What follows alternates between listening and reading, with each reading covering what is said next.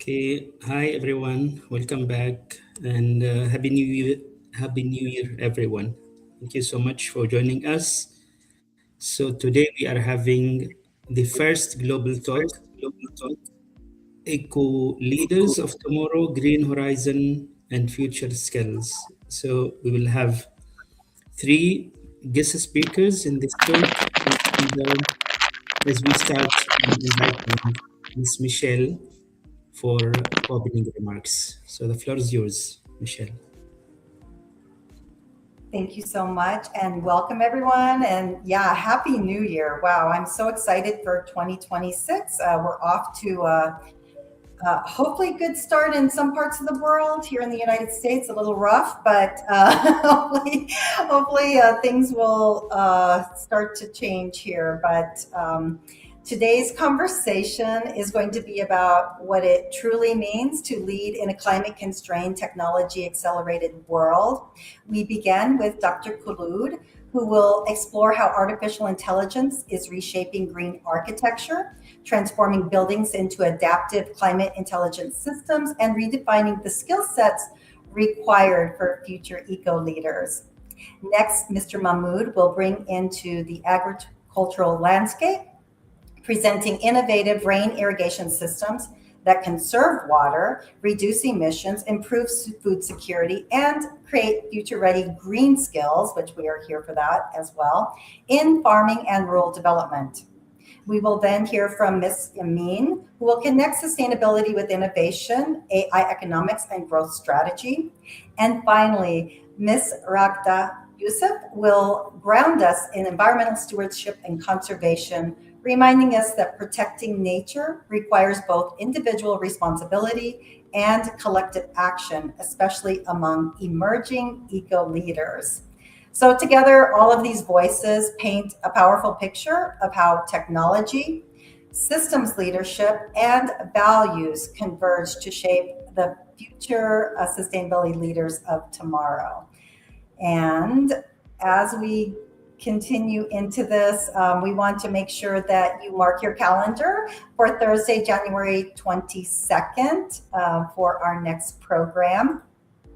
And we want to share just a little bit about what some of our goals are just within the Green Chamber expansion movement.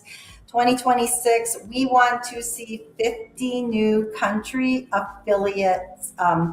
So those are organizations and top leaders within each of the countries, wanting to start a green chamber movement within each of those, and then have 5 new established national green chambers. We didn't show all the green chambers that are up there right now, but if you have interest in helping with that green chamber expansion, please reach out to us.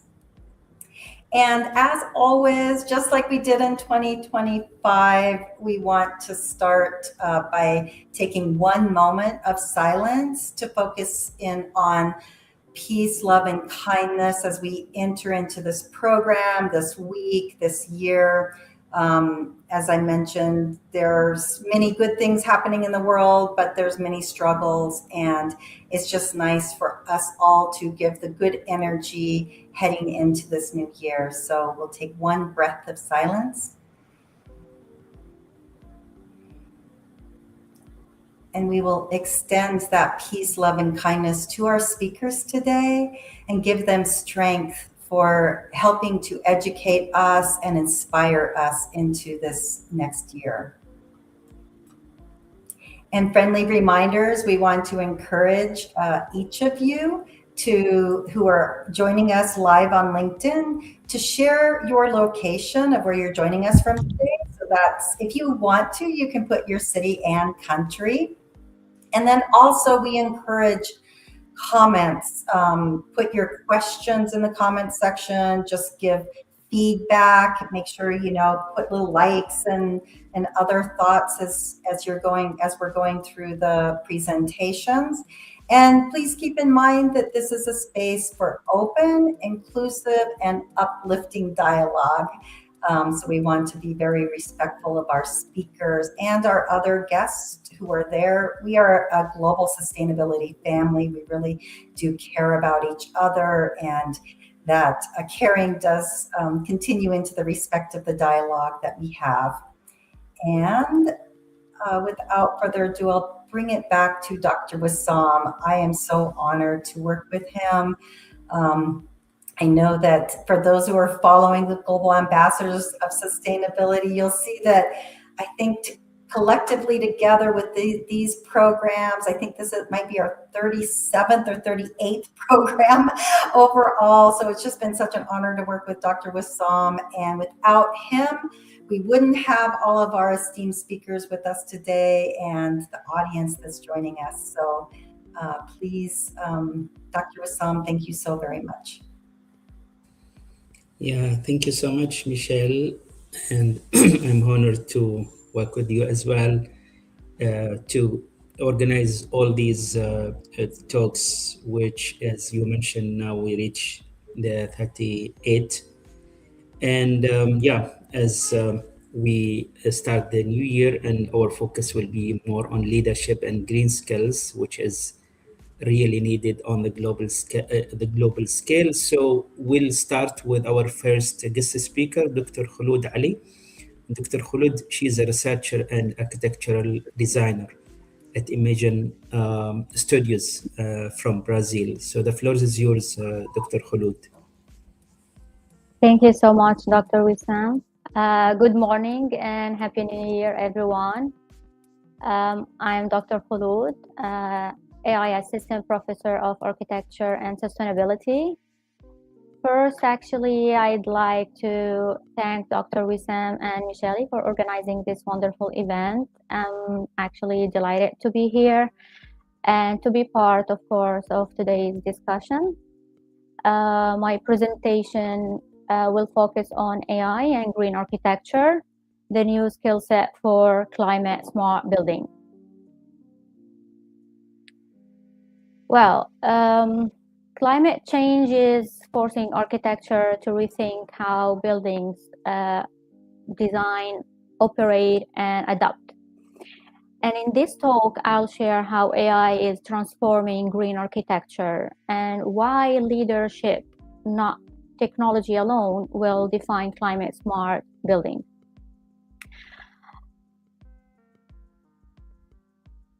Okay. So for a long time, actually, green architecture has been about following rules, right? We design buildings with good orientation, insulation, shading, efficient materials, and we check if they meet sustainability standards and codes. This approach assumes that the climate is stable and predictable, and this is where climate intelligence comes in. As you can see on the left, sustainability is a checklist. On the right, the building is alive, sensing sunlight, wind, occupancy, and adapting in real time.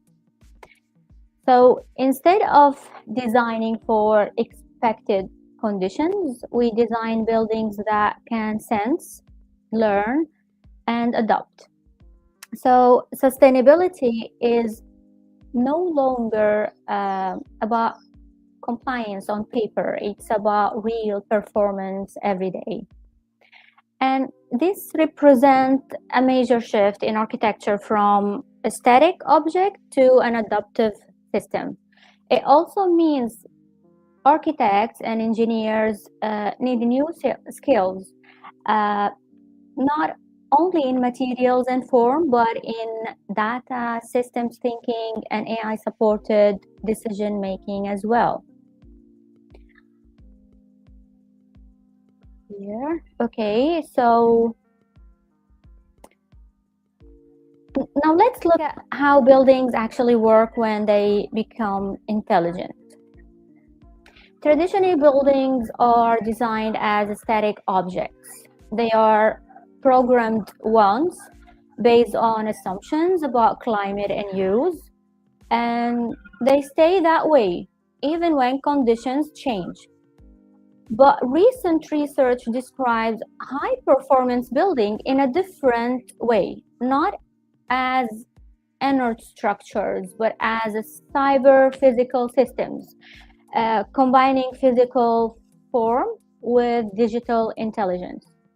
And with AI, buildings begin to act more like living systems.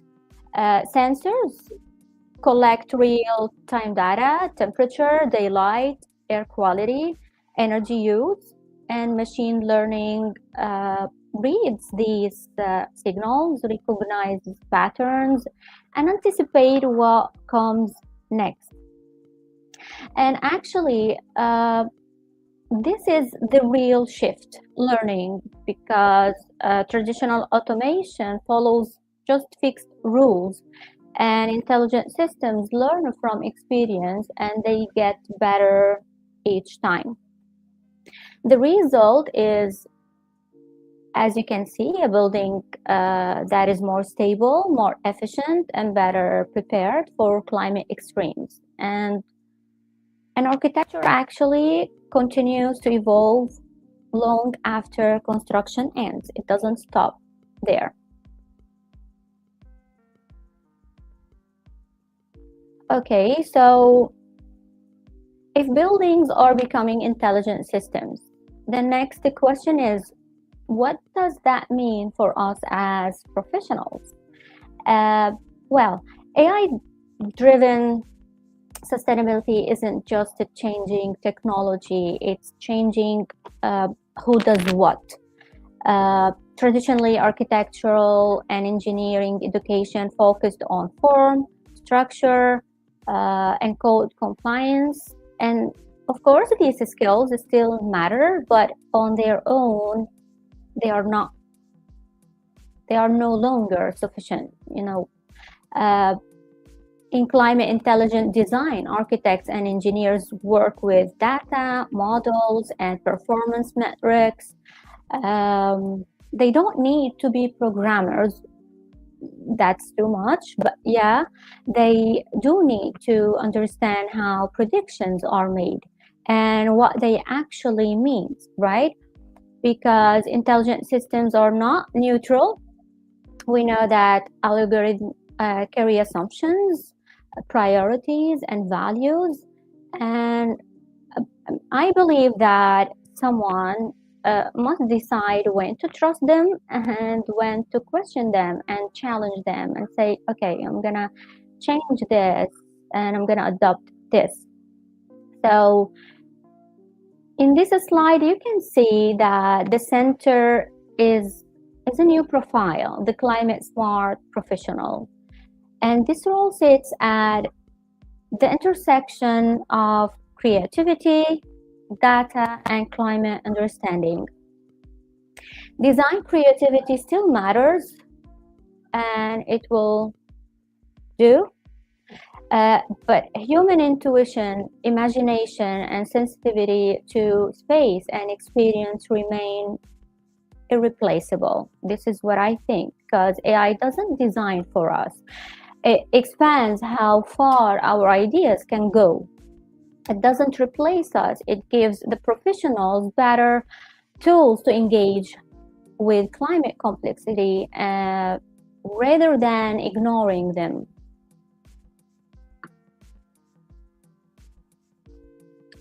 Okay, so now let's talk about when decisions matter most. Research shows that the most important sustainability decisions happen very early in design, like orientation, massing, facades, glazing ratios, layout. These early choices have a long time impact on energy use. Not only energy use, comfort, and carbon for many years, for decades actually. And the problem here, I think, is timing, because early design moves really fast and traditional simulation tools are a bit slow and sometimes complex. So by the time detailed analysis arrives, many decisions are already locked in. And AI-driven predictive design changes that, because machine learning models trained on large data sets can estimate energy use, comfort, daily light, and carbon impact, often in like just seconds. And this lets designers explore many and thousands of options before committing to only one, not only optimizing the design at the end, but actually understanding the consequences from the beginning, from the start. So that's why I think, in my point of view, that AI doesn't replace simulation. It works alongside it as like maybe a faster filter, highlighting promising direction, and of course flagging the risky ones from the beginning, and we can just avoid it. And for eco leaders and decision makers, this early intelligence delivers something powerful: certainty. It allows decisions to be grounded in evidence, not just assumptions. So, in this way, they can reduce risk while moving sustainability goals forward.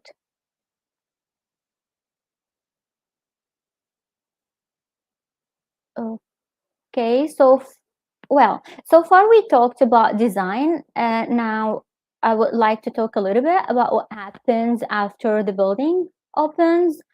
Um, what you see here actually is the operational challenge.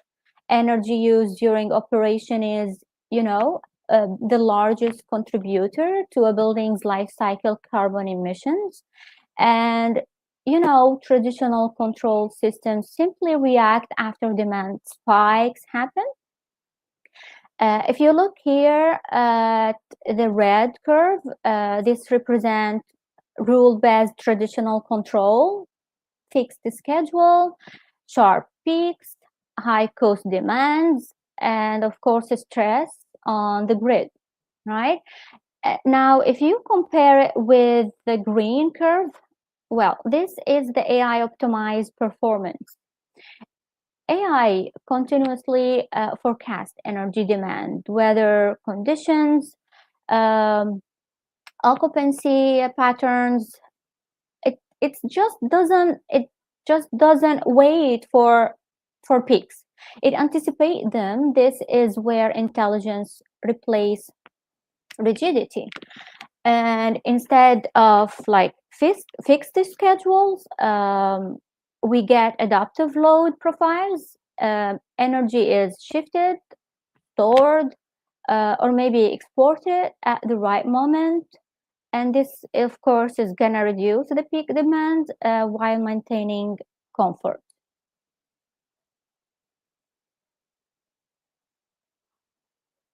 Okay. Here we can see adaptive building facade in action, actually. Notice the movable shades on the upper level, adjusting automatically to block or allow sunlight, keeping interiors comfortable. On the lower level, you can see that it's operable. Windows work with airflow, helping the building breathe naturally. And you can see behind it all, AI control coordinates these systems in real time, responding to changes in like sun, wind, and temperature. And this is unlike traditional static facade. This is a bit more, not a bit actually, it's more dynamic envelope, actively manages heat and light. And it helps to improve comfort while cutting energy use. Well, I would like you to think of a traditional facade like a fixed jacket. It works sometimes, but it quickly becomes uncomfortable when the weather changes. And again, this doesn't replace architectural intent. architects still define the shape, the form, aesthetics, and goals. I would like to think of AI simply just manages the response within those boundaries. And this, the facade shifts from, this is going to shift the facade from passive barrier to an active regulator. And of course, this is going to improve resilience, performance, and long-term value.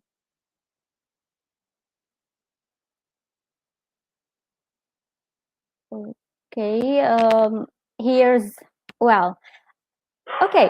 the question that we don't ask often enough.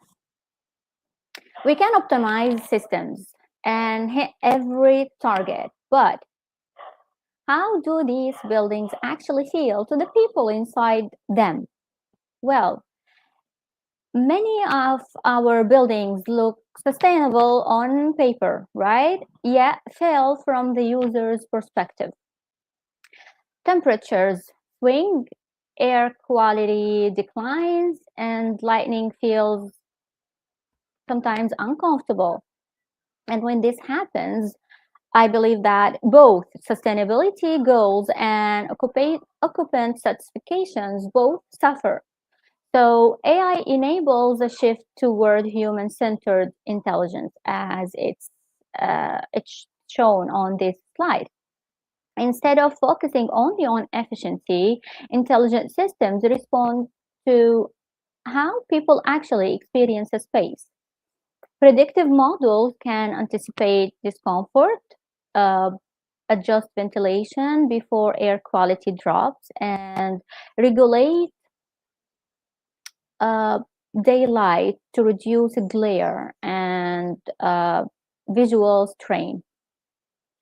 So the goal isn't just better averages, it's consistency. So creating environments that feel stable and, supportive throughout the day.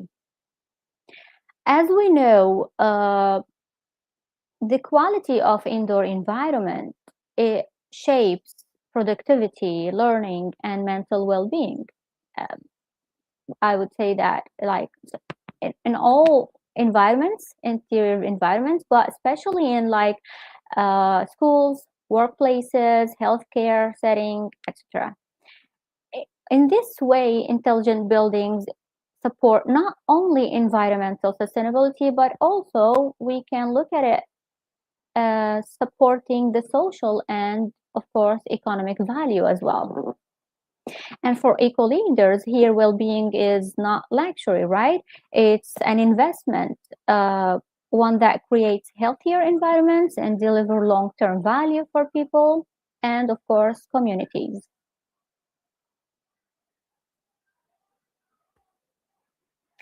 Now, imagine that a building facing conditions it was never designed for. So most buildings don't fail, in my point of view, because they are poorly designed. I believe they fail because they were designed for a climate that no longer exists. Take a look at this chart. The blue line is shows the static resilience. Think of it like fortress. It seems strong, right? Until a climate stress event hits, like, for example, heat waves. And then it drops sharply. Brute force defenses just can't handle unpredictable threats. So now if we check the red line, the adaptive resilience, it starts a bit lower, of course, but it's smart. It anticipates the event, responds in real time, and bounces back quickly. This is what we mean by intelligent adaptation. Buildings, and even we can talk about city scale, can learn, adjust, and recover stronger than before. For me, and that's what I can read, that the message here is clear. In a world of extreme weather that we are facing nowadays, real strength isn't about standing rigid. It's about being more flexible, being adaptive, and always learning. Well, Dr. Khulud, I'm sorry, you have 5 minutes, please. yeah, okay, I still have like 2 slides and that's it. Thank you, Dr. Wissam. At this point, there is one issue we cannot afford for us to treat as an afterthought. As AI becomes part of green architecture, the message from the literature is clear. Technology without ethics is a risk, not a solution. So a useful way to think about AI in buildings is as powerful manager working behind the scenes. It processes vast amount of information, environmental data, operational data, and often data linked to human behavior. And that immediately raises critical question. Who owns this data? Who controls it? And who is accountable for decision made with it? We know that AI systems are not neutral, and without that clear governance, responsibility becomes blurred a bit, in my point of view, of course. And well, there is something else that I would like to mention here, that there is an issue of greenwashing as well. As smart and sustainable labels become more sophisticated, the gap between what is claimed and what is actually delivered can grow. So AI can make this problem, I guess, worse, and it can, or actually it can, of course, help correct it. And this is where eco leaders matters most. So ethical AI in architecture depends on clear objectives, transparent metrics, and leaders' commitment to long-term public value. And this is bring us to the most important point of all. I think that the success of AI-driven green architecture depends less on technology and far more on leadership. The tools are advancing really fast, and at the same time, education, professional training, and institutions are still built around outdated ideas of static design and linear delivery. I'm not talking in general, I'm saying that most of the cases. So the real gap isn't technological, in my point of view, actually it's human. Preparing eco leaders for climate smart buildings requires a shift in skills and responsibility. So future leaders understand how intelligent systems evolve over time, and how data shapes decisions, and how performance connects to social, environmental, and economic goals. Of course, this includes governing AI ethically, questioning metrics critically, and embodying long-term resilience into policy and investment. So the next generation of eco leaders will decide whether AI becomes a real force for sustainability or just another missed opportunity. The decision, I think, it isn't in the future, it's already being made. And that brings me to the end. AI gives us powerful tools, of course, to create truly climate smart architecture, but technology itself is neutral. So what really shapes the future of sustainability are informed, ethical, and visionary eco leaders who know exactly how to use these tools for real public and environmental good. Thank you so much for your time and for being part of this conversation. I'll be sharing this presentation on my LinkedIn profile if you'd like to take a deeper look there. Thank you so much, and that's it. Dr. Wissam, the mic is yours. Thank you so much. Thank you so much, Dr. Khulud, for this interesting sharings. And this is a timely discussion. on AI and sustainability. So now we move to the second speaker, Mr. Mahmoud Breish. And Mr. Mahmoud, he is the founder and Commissioner General at Sustainability Systems Company in Libya. So the floor is yours, Mr. Mahmoud.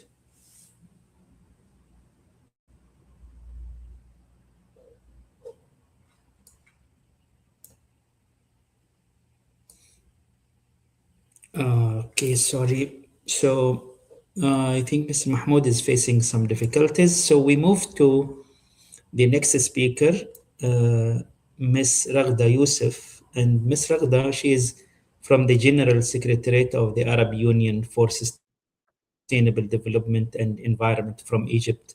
So the floor is yours, Ms. Raghda. Thank you, Dr. Wissam, and thank you, Michelle, for this invitation. My presentation today about nature and how we can save our earth and protect it. Our role in protecting nature through environment conservation. This is the first. Let's show the importance of nature. Nature is home to all living beings on Earth. Nature provides oxygen, water, and food for survival. By maintaining ecosystem balance, we can also ensure sustainability future for the next generation. Forests, ocean, and land are natural resources that we must protect. Next, please.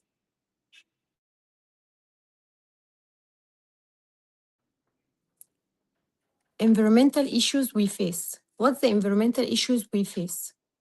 Various human activities have a negative impact. If not addressed immediately, these issues could permanently disrupt the ecosystem balance. Here are some of challenges we face. First, deforestation. Deforestation causes habitat loss and global warming. Second, air, soil, and water pollution are polluted by industrial waste. Third, extinction of species due habitat destruction. Fourth, global warming causes more frequent natural disasters. What's the negative impact of damaged nature? If we don't act now, environment will be severely damaged. And the following things will happen. Number one, natural disasters such as floods, droughts, and landslides are increasingly common. Worsening and water quality, decreasing biodiversity and extinction of species. Fourth, food crisis due to infertile soil and unstable climate. Let's show how to protect the environment by small steps. We all have a role to play in protecting the environment because small steps can have a big impact if done collectively. Let's discuss it on the next slide. At first, reducing waste and recycling waste. To protect our nature, we can reduce plastic waste. How? By using clothing shop bags and reusable drinking bottles. Also, separate waste by type so that it can be easily recycled. Organic waste can be used as a compost to fertilize the soil. At second, planting trees and saving resources. Trees can help reduce air pollution and maintain soil fertility. So start planting trees around your house. Also be wise in using water. Environmentally friendly technology. How to use the AI technology in environment. Technological advances can be utilized to support environmental sustainability. Use renewable energy such as solar panel, electric cars to reduce exhaust emission that pollutes the air. The role of individuals and communities. I think this is the most important slide in this presentation. Every individual and community has an important role in protecting the environment. We can join the environmental community in cleaning activities. We can also buy environmentally friendly products. In USA, they have many places to buy these products, our eco products, and in Egypt and the airport also. Green skills building sustainable future. Next, please. What's the green skills? Green skills are knowledge, abilities, and attitudes that enable individuals to support environmental sustainability and the climate resilience across all sectors. They combine technical expert with responsible decision making to reduce environmental impact and promote long-term ecological balance. For emerging eco-leaders, green skills empower youth to create solutions that protect natural resources, strengthen communities, and drive sustainable economic growth. By integrating green skills with future digital competences, young leaders become capable of shaping resilient societies and leading positive environmental change. At the end, let's start now and create a better world for future generation. Many thanks. Yeah, Many thank you so thanks, much, Dr. Ms. Riyadh. Wissam. Many thanks, Michelle. Yeah, thank you so much for Yeah. these interesting remarks and presentations on Thank you. our role to protect the environment. So I think while waiting for the third speaker to join us, we can start taking some questions from the audience, and I'm inviting Michelle to moderate the Q&A session. So the floor is yours, Michelle. Thank you so very much. And those were just the perfect presentations to start out our new year. So thank you very much for getting us started here. And I want to say we have such an engaged audience today. So wow, I can tell it is everyone is inspired to start taking action, and they've provided so many comments, so many questions, and just to provide insight to our global audience. We have people joining us today, and this is just a snapshot from Myanmar, Denmark, Egypt, UAE, Brazil, Libya, our speakers, Tanzania, UAE, New Hampshire, USA, Malaysia, Tunisia, Tashkent, Uzbekistan, quite a few people from India, thank you. Kitchener, Ontario, Canada, Nigeria, Bangalore, India, USA, Switzerland, Morocco, Egypt, Eli, UK, Kathmandu, Nepal, Pakistan, Gaza, Namibia, Saudi Arabia, and many more. So if you're out there in the audience live right now, keep adding your location, and feel free to continue adding questions. But we will get straight into the questions. We'll start with Dr. Khulud. And I just want to share that I really appreciate that you showed that sustainability is shifting from static green checklists, which we still use some of those, I to know. provide the small to mid-sized business that obviously has not transitioned into the higher technology, but to climate intelligence, and where I love the buildings are continuously sensing, predicting, and adapting. So it really does paint a picture of where we can go in the future. We have so many questions coming in. I start here. Here's one from Indira Bunik from Switzerland.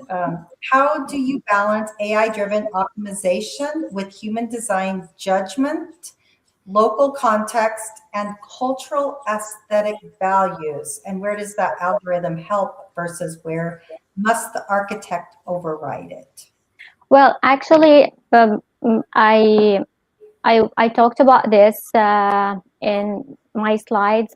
I think he asked me before I present that slide, because that's what I said. I don't think that the AI is going to replace us as designers. They are going to just help us to improve, and it's going to give more options, and it's going to help us be more creative. But architects and eco leaders, engineers are going to still be in control, because there is someone, in my point of view, that must take the lead, or still be responsible of, like, okay, now this is the AI decision. Am I going to proceed with it, or no, I'm going to challenge it, or I'm going to adapt it to be a bit more ethics, for ethics issues, or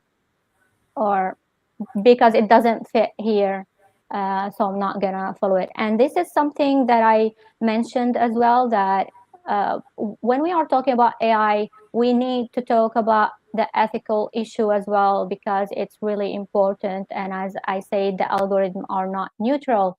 Maybe they're gonna prioritize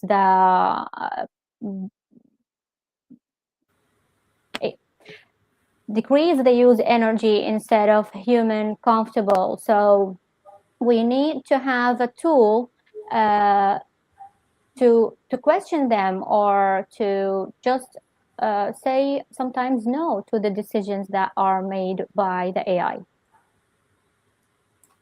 Yeah, and I think that that's probably where Indira was going, even though it probably was a timing thing too. It's just like, Exactly.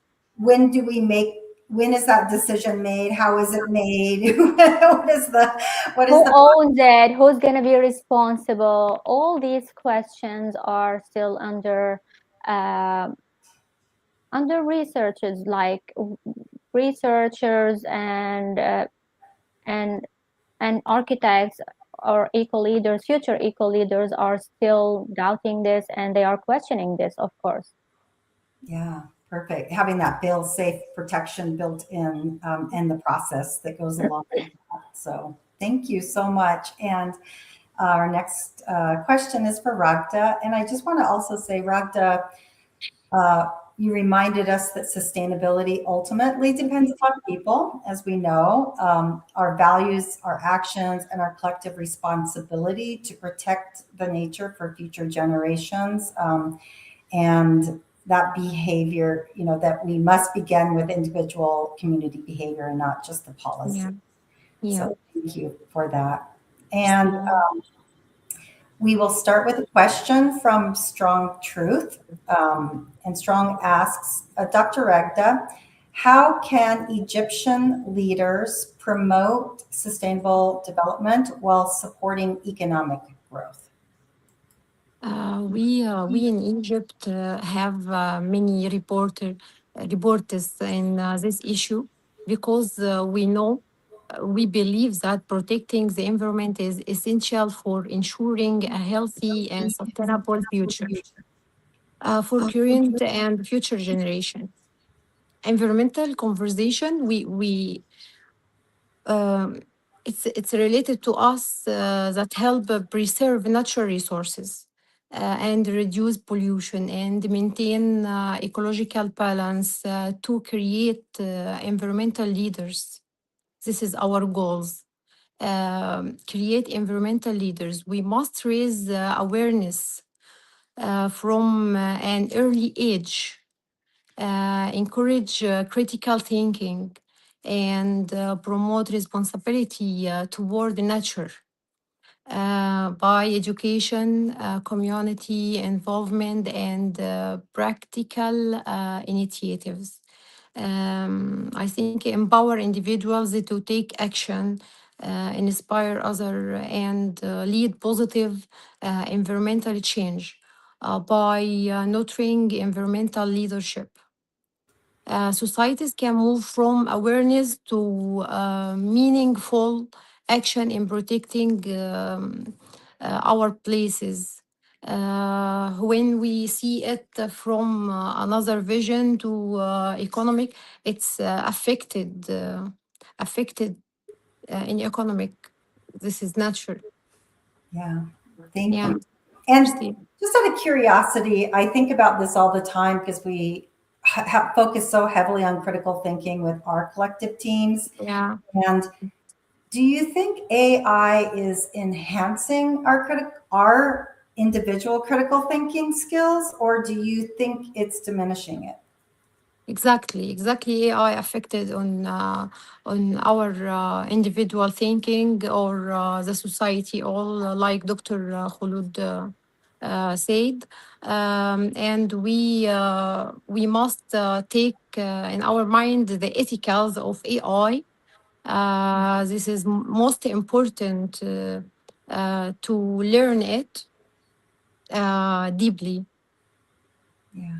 Yeah. Thank you so much. I Thank really you. appreciate it. And our next question is for Dr. Khulud and Mohammed Akhtaruzaman Hassan asks the question, climate change is a human induced event.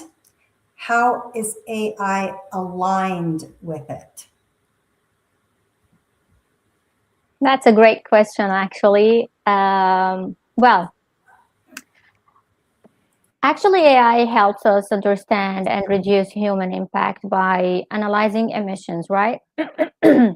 Not only analyzing emissions, but energy use as well.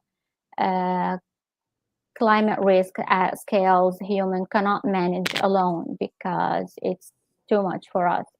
And I believe it supports better decisions in buildings, infrastructure, and resource management. Sorry. So um, this is actually where the most emissions are generated. And I read his question. He is like asking, and he's into critical ways. So I don't know, but I feel like AI reflects human values somehow. It can either like reinforce unsustainable behavior, or it can support medication and adaptation. So it depends really on how it's designed or how it really managed or governed. I don't think that AI is by itself like, I don't think it's a solution to climate change. I think it's really aligned with the human responsibility. I'm not going to take human responsibility out of here. It makes humans, in my point of view, of course, more powerful. It gives the human a powerful tool to correct the human driven damage. That's what I can see in this. I hope I answered his question. Absolutely. Thank you so much. And we will go to Ms. Rakta. We have a question from Eunice Mafikuyomi. I apologize for mispronouncing any names. And Eunice asks, what's our take on enforcing individuals or industries to plant one tree in their individual house factories, because most times trees and bushes are cleared out. It's either for residential or for industrial purposes. Eunice, when I say plant a tree, this is the first step. You have an individual responsible for your earth or for our environment. Okay, this is the first step to encourage people to start with themselves. Notice this is a law. Okay, but we can force our environmental from practices and building environmental leaders. Because environmental practices play a vital role in protecting the planet and ensuring sustainable development. These practices include reducing waste, conserving water and energy, using renewable resources, and promoting recycling by adopting environmentally responsible behavior in daily life. Individuals and communities can significantly reduce pollution and protect natural ecosystem.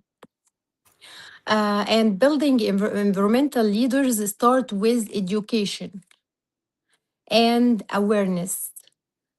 When people understand environmental challenges such as climate change and resource depletion, they become more motivated to act. Schools, universities, and community programs help develop leadership skills by encouraging critical thinking, teamwork, and problem solving. Practical activities such as environmental campaigns, clean up initiatives, and sustainability projects allow individual to apply knowledge and take responsibility. Um, Environmental leadership is also strengthens through community engagement and innovation. Leaders inspire others by setting a positive example, like the tree. Yeah. Okay, okay. See, it's clear. Yes, yeah, that's so perfect. And great question. Thank you, everyone, for continuing with your questions. Thank you, Eunice. Thank you. Yes, and our next question is for Dr. Khulud. And Hanisa Kamila asks, how can AI predict the effect of material used to the architectural design? Well, it is. AI can predict how material choices affect the architectural performance before construction, and this is really important. From anyone who's working in this area knows exactly how this really can improve the performance of the building. So by combining material data with of course simulation models, I think that AI can estimate a little bit the impact on energy use, thermal comfort, the carbon emission, and this is, a long-term durability. But uh, in my point of view, this is how can architects benefit from it, because it allows architects to compare materials at early stage and select options that better align with design intent with environmental performance. Yeah, I've seen where they're even allowing you to visualize it in many ways. There's so many new tools that you can instantly plug and play to adapt to different materials. One organization that we work with is called Archimat, and they're doing all kinds of programs like that in the predictive way. So yeah, thank you so much, Dr. Thank you, Michelle. And Ms. Ragda, Okay. Indira Bunik asks, when you say our role, whose role do you mean? Youth, communities, professionals, governments, all of us? And what specific conservation actions can each of us take in the next 90 days to create measurable impact? Ooh, I like the number. Perfect. Perfect question. Thank you. I mean, all of us. This is the first. I mean, all of us. I will give here many types for environmental to be lead your role for the environment. You can start with uh, knowledge at the first knowledge about environment issues such as the climate change, pollution, and resource depletion. Understanding the roots causes of these problems. When you understand, it help in creating effective solutions and setting clear goals and realistic action plan is essential for making a real impact. And to be environmental leader, you should lead by example by adopting sustainable practices like reducing waste, conserving energy, and supporting renewable resources. Community involvement is also key. Listening to people's concern, encouraging participation, and building partnership can string solution and create collective responsibility. When you think you solve environment problems, um, leaders must really on innovation and critical things using data, technology, and creative ideas help in developing long-term solutions. Continuous learning, adapt, and strong communication skills enable environmental leaders to inspire others and drive positive environmental change. Thank you so much, Ms. Ragda. And I Thank think you. focus on do as you say, lead by example. And sometimes those of us, I've seen many people in the environmental community that are not always leading by example. And honestly, Yeah, it's hard. I mean, I'm somebody, as an example, that loves to travel in so many ways, but yeah, I have to stop and say, wow, every single airline ticket that I buy is something that is exponential from a carbon emission standpoint. So I've done some pretty grueling travel based upon trying to lead by example in that space. So yeah, it's not always easy. So thank you for yeah. sharing. Thank you. And Dr. Khalud, I just want to say again, everyone, thank you for all of the amazing questions coming in. And you just see our QR code up on the screen. This is for receiving your certificate for the Global Ambassadors of Sustainability for today's talk, certificate of participation. And then also, it's also a venue for you to put in information about those who may also be qualified to speak at these events and just to give feedback as well. And we'll jump over to you, Dr. Khalud. We have a question from Hebab Wagay. And Hebab asks, how does a strong body of research link high quality indoor environmental impacts, such as the thermal comfort, IAQ, and daylight to improvements in human health, productivity, cognitive performance, and mental well-being?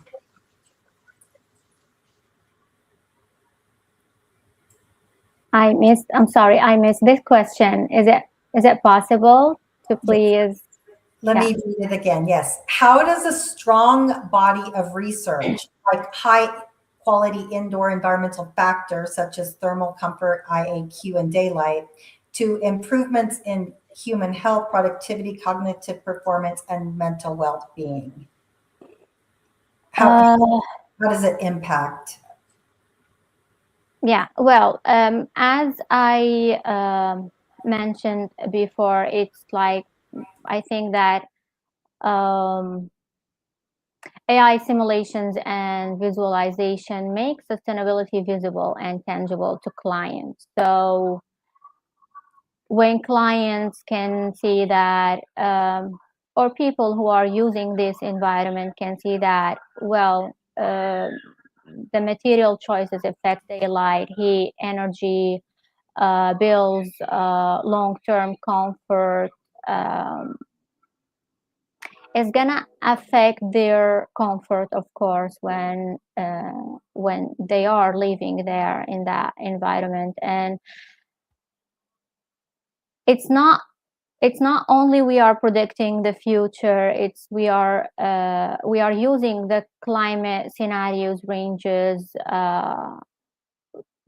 for studying the stress and test the building across extremes, and we can prioritize the rope set, passive test, tangible strategies first, you know.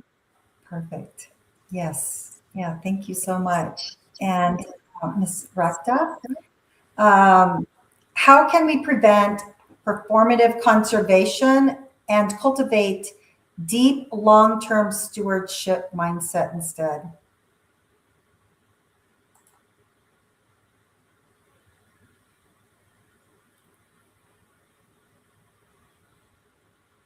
Are you with us? Sorry, I was muted. Okay.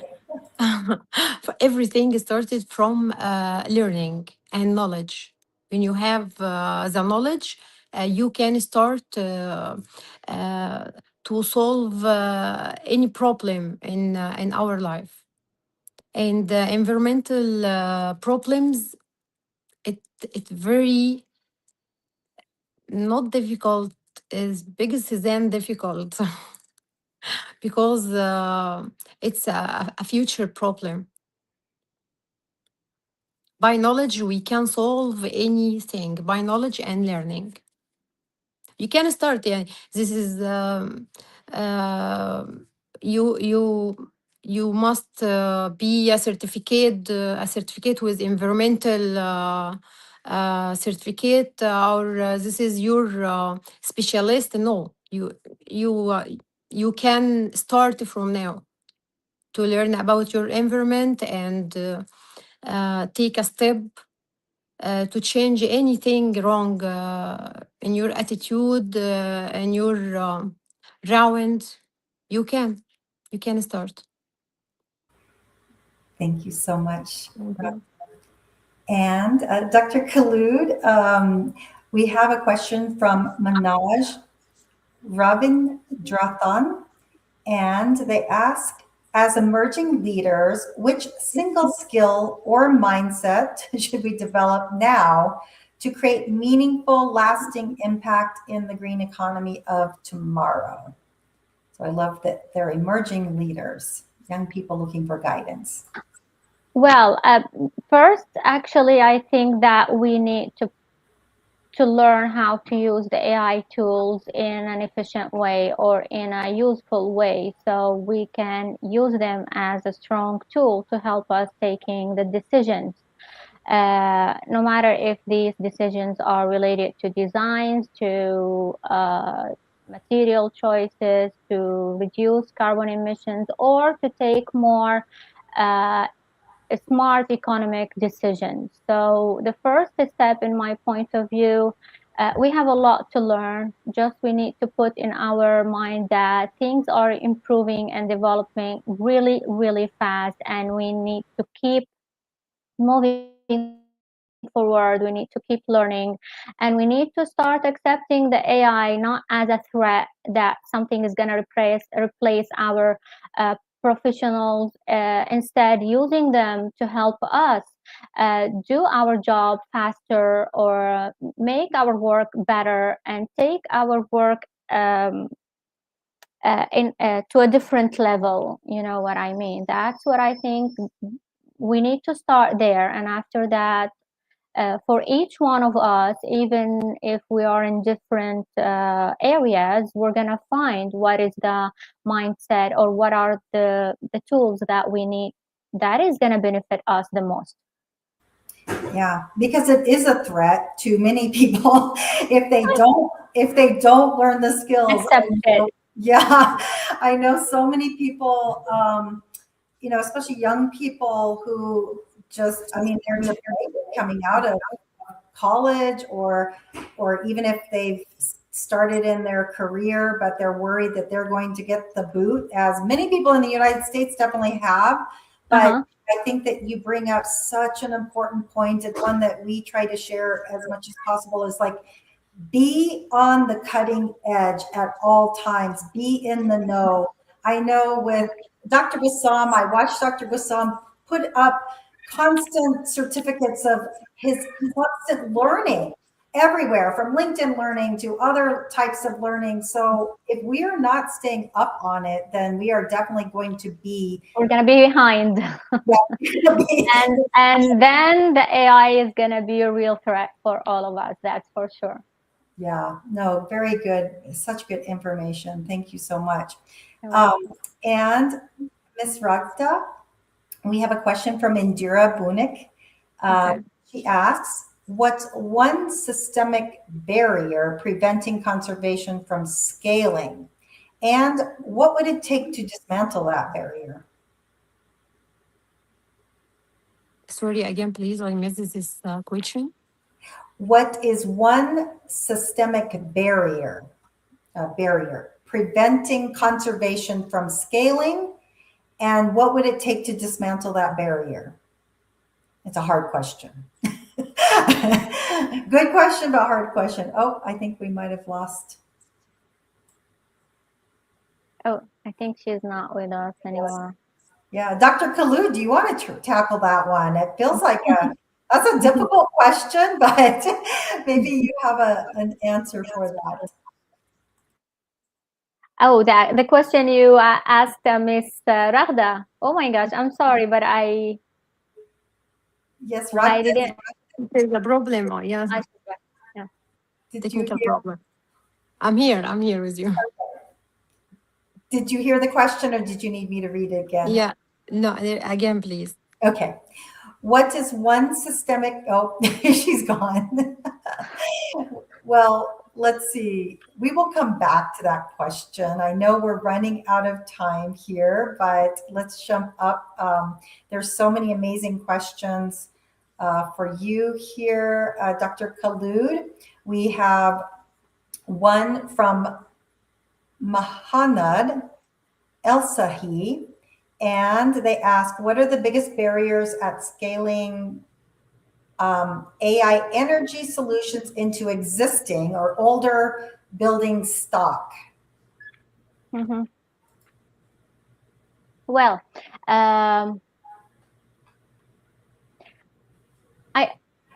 I had a study where we used or where we studied the value of using the AI on an existing buildings already, because we have, of course, the AI, it's not only for the design phase, as I mentioned before. It works during the design first, of course, because it's gonna reduce the carbon emission, the embodied carbon emission, which is really important. But it doesn't mean that we cannot use it or apply it for the existing buildings, as we can apply the AI system on existing buildings, just to not only existing buildings, we can apply it on a city scale as well, just to improve the performance, the environmental performance of these buildings. Some buildings are they have this fixed schedule, like turn on AC at 7, turn it off at 5 p.m. And sometimes we just don't need AC from this time to that time exactly. So we end up improving the performance of the buildings by getting rid of these fixed schedules and trying more to sense the crowd, maybe the occupancy pattern, and then adopt the system to be more flexible. So, okay, everyone is moving to the meeting rooms. So there is sensors that is gonna send, like, let's say, a message in a simple way to the program, and they are gonna know that it's gonna be able to know that they are moving forward or moving to the meeting rooms, and they are gonna turn on the AC in meeting room before they start, so they can improve the environment there even before the audience starts. And at the same time, as they are leaving their offices, they can just easily turn it off there. This is just a small example of how can we use the AI, the AI-driven predictive design on existing buildings. So yeah, absolutely, I think and I believe that it can enhance and improve the environmental performance of existing buildings. And I know that there's so much other information out there that is inaccurate that we've lived with for many years. Like, well, don't turn off the light because it's going to take more energy, over a certain period of time, within a short period of time, then we're going to use more energy if we turn on and off the lights versus just leaving them on. And so there's misinformation that people have lived with, like, oh, just keep the air conditioning on nonstop because it takes so much more energy, but they don't know what the balance of that is. They don't know the exact time. So I know that, I worked in an office where they would keep it at just freezing temperatures in the summertime, and they would not even turn it down at nighttime when everybody's gone because they had the concept that it was going to take twice the amount of energy to bring it back to where it was originally. But honestly, there is some truth, because the machines were like not similar to today's machines. They are updated today. Maybe there's something true in that. I don't know what are the appliances that are applied in that building, but we absolutely, to evaluate any existing buildings, we need to learn more about all the appliances and the systems are used there before we apply any AI system in it. Yes, thank you so much. And I think we'll do one more question before we close out the session. I know we've had windstorms for Mr. Mahmoud where he had challenges, and we had some other technical and internet issues today. So Dr. Kalu, we're happy that Brazil is holding its own with you. Of course, I'm glad to be here and be part of this event. It's my pleasure, and thank you for making this happen. Yes, thank you. And just one more question, and I'll try really hard to say this name correctly. Haoa Fernandez de Lima Nito. And they ask Dr. Khulod, how is the development of dialogues in terms of application in countries of the Southern Hemisphere, for example? Okay. Well, let me talk in general, okay? I think that dialogue around AI applications is developing from like necessity, rather than countries are using AI primarily to address climate vulnerability, resource scarcity, informal growth, resilience, especially in housing maybe, or infrastructure. So the focus, I believe, is less on high-tech showcase projects and more on, practical, context-driven applications. So I think the tools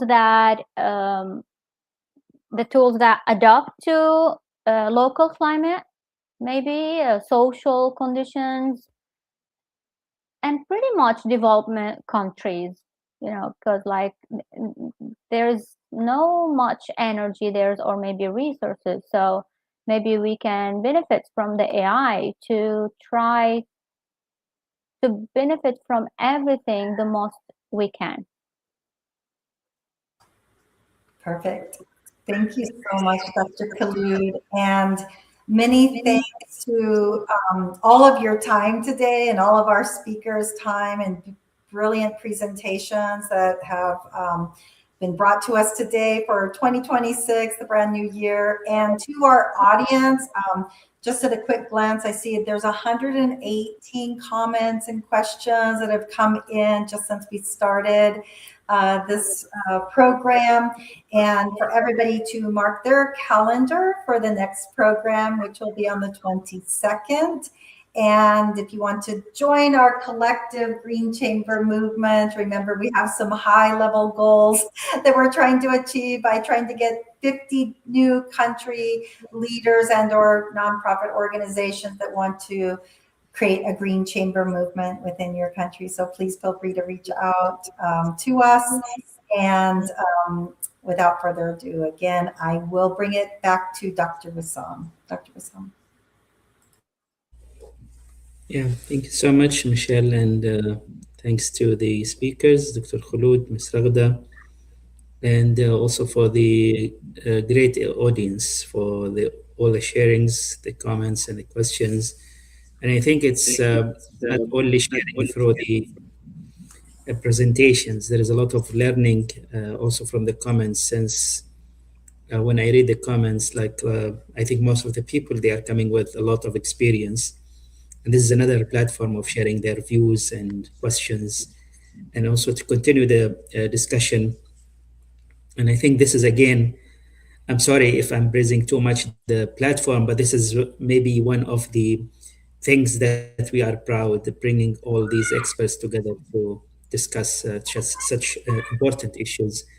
And again, all the discussion is around how to make sustainability as a practice rather than theories and some talks, because to me as environmentalist, we failed maybe more than, as I experienced, more than 20 years in the discussion where we portray the issue as just caring for the environment, which is true, but it's not the only issue which will convince people. When we are talking about economies, we are talking about progressing, meeting the needs of people.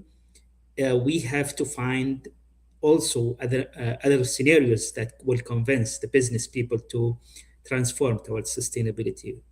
And I remember, just maybe because one of the question was about the scenario in Egypt, I remember in 1998, I was during my degree, I visited Egypt and I met one of the guys I knew through family ties. So he was in the business of recycling in 1998, even before people talking about sustainability, talking about SDGs.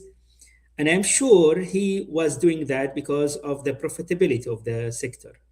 So if we want to promote the sustainability practices, this is the smartness and the cleverness of the sustainability practitioner on how to transform that into a profitable business. Yeah, that is part of the story, because definitely you still need the laws and regulations to monitor some of the risky, the toxic industries.